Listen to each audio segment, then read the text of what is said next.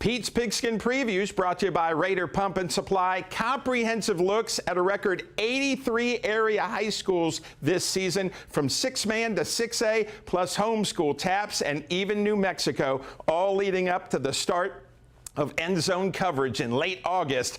Time to preview another school. First, why don't you talk about taking over out here in Farwell? Yeah, man, so I got here in March, and man, ever since we got here, it's been a pretty smooth transition for us. We have great kids here in Farwell. This community is unbelievable. The support we get from our administrators, as well as just the parents and the community in itself, man, it's just been unreal. We have 60-something kids out here, so the turnout for football has been great this year, and it's just been a real smooth transition. Well, you had been at Estacado to get to come back. This program, their last losing season until last year was 2008. Yes, sir. Really good kids out here. Oh, yeah, the kids are unbelievable, man. And, that's kind of what drew me to this job, is just the tradition that they've had year in and year out. And, and since I've been here, the kids have done nothing but work extremely hard, do exactly what we ask out of them, and, man, I'm just hoping the results pay off.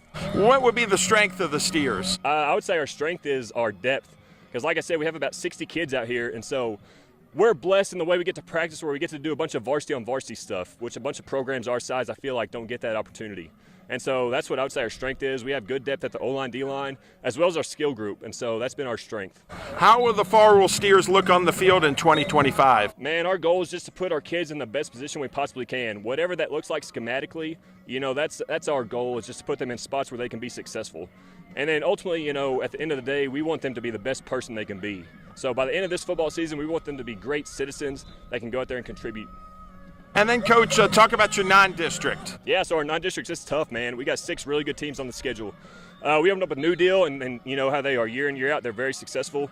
We go Texaco after them, and then we have a stretch where we go Abernathy, Post, Friona, and Sundown mixed in there as well. And so those are all programs that are just traditionally, very successful programs. So there won't be any Friday nights off for us at all. We're going to have to bring it every single night.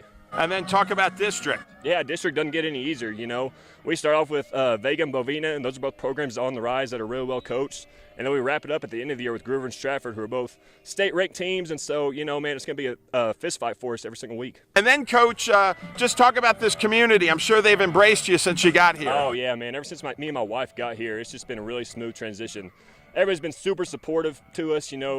Our superintendent, he's great. The principals here, they do a great job, and they've been just had my back from the very get-go. Coach Perkins, our athletic director, he does a great job as well, and just supported me with every single endeavor that we've tried to take on here, man. And the kids have just got behind everything that we've been trying to do. And so me and my wife, we couldn't be any happier about how smooth this transition's been for us. It's just been great since we got here in March. We got here as soon as the girls were playing in their state semifinal basketball game.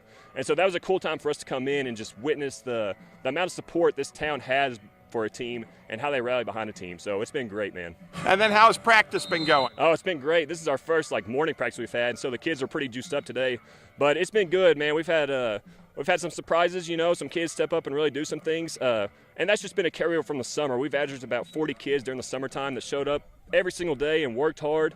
And we're starting to see the fruits of their labor here in fall camp. And so it's been good. Like I said, man, the kids here are great. This is a special place where the kids just rally behind you and do whatever you ask out of them.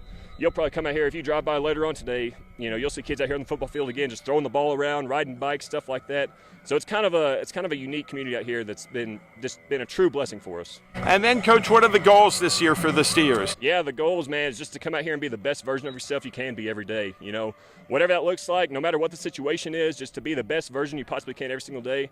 And then just see where the cards lay after that. I think if we show up and we put the work in and day out, and really put our best foot forward and give effort and be super coachable, that we might have a chance to have a good, successful season.